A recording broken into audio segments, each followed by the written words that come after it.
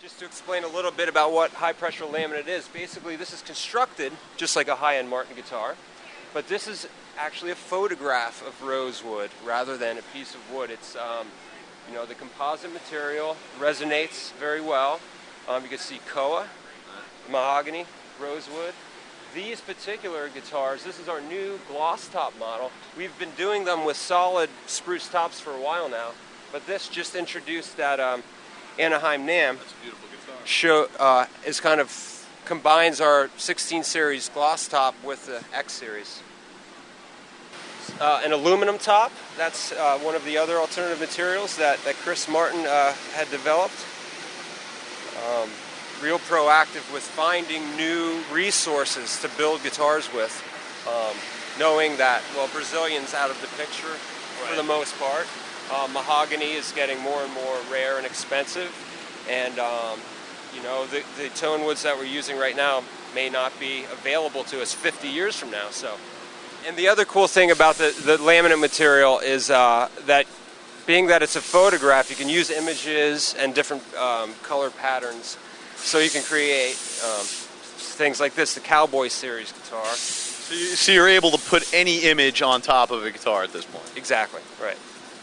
This is our new sound room, an R&D string area. Working with Fishman, obviously, on everything we use. A lot of new products testing goes on in here. It used to be literally that we sat around a room and picked new guitars and just kind of wrote down what we thought the tonal qualities were. Now we supplement that with graphing them, analyzing the wave, that sort of thing, really looking at the differences in tone between different types of woods and how different strings affect the same guitar. Here are some images, an inside look into what's behind this wall, which is the robotic sprayer.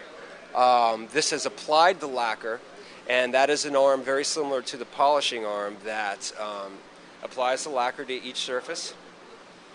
They come through on a conveyor system, which can be seen through this window, as well as an infrared oven that sort of flashes and helps to speed up the dry time.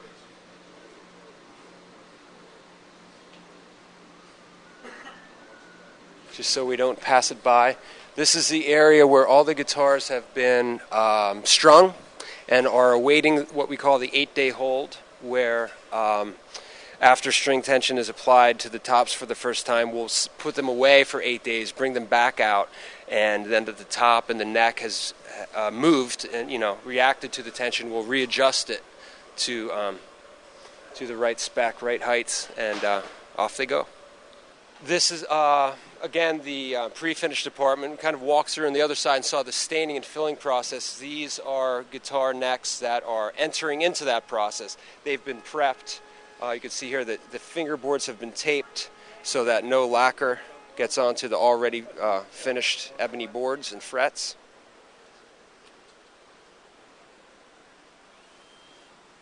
Here we have some necks that have gone through one staining and are entering into the filling process. So these have been stained but have not yet been filled and packed with wood filler. This I can identify as one of our new cherry necks from the sustainable guitars.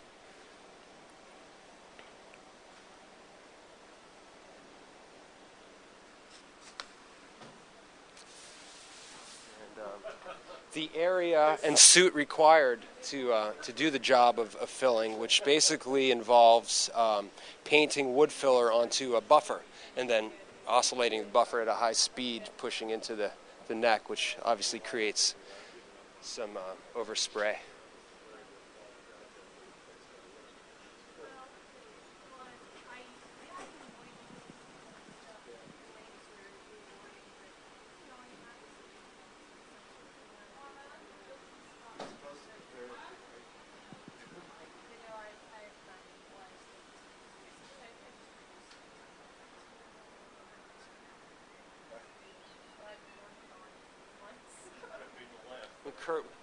Kurt will paint that on, and then it needs a little time to haze over before he does the buffing process. So he'll do a few at a time.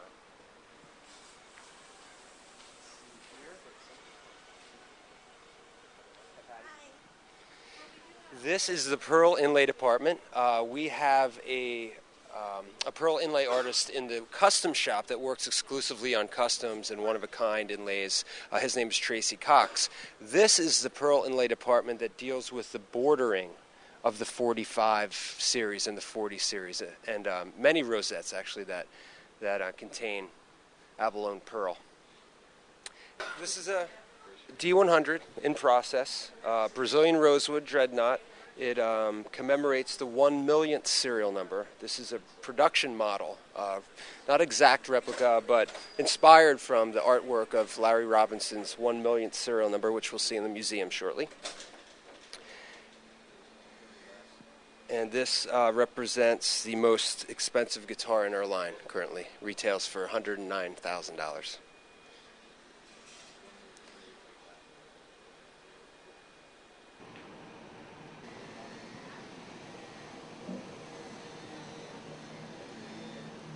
Insane, man.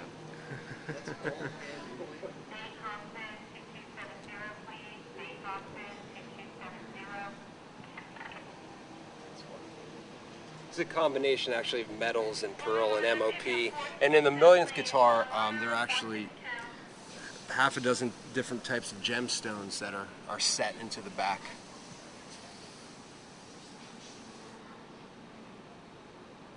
Okay, so we're entering into the final steps of the process here. We're putting on tuning machines, preparing the necks to be joined to the bodies, cleaning the fingerboards from any excess finish that may have seeped under the tape. Here are the guitars. The necks have been fit to the bodies. We are preparing to route out the finish where the bridge will be applied. The two kind of final assembly parts of the process before the strings are put on and the guitar is actually played. Here we are at the final assembly area, the stringing area as it's known, and these folks are, we can come in a little bit. These folks are stringing up the guitars. How you doing, Tom?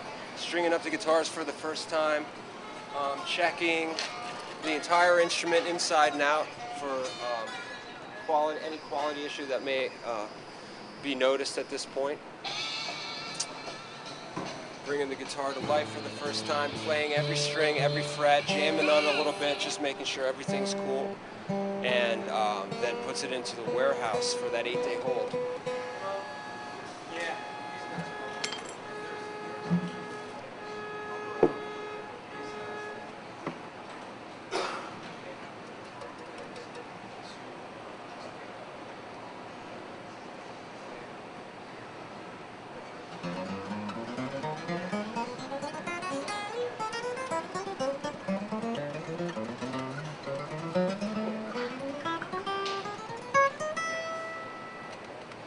Also, all of the electronics for the models that do get stock pickups are installed here. You can see Paul putting a side-mounted Fishman unit in over there now. Now we're overlooking the machine room again. These are the parts manufacturing part of the process. A little bit better look at the routers that slot the fingerboards for frets, cut the necks into shape, and just beyond there, the braces are shaped with routers and CAD programming. Okay, well, thanks a lot for coming by Martin Factory to see how a Martin's made. It's been a real pleasure to have you here, and that's about it in a nutshell.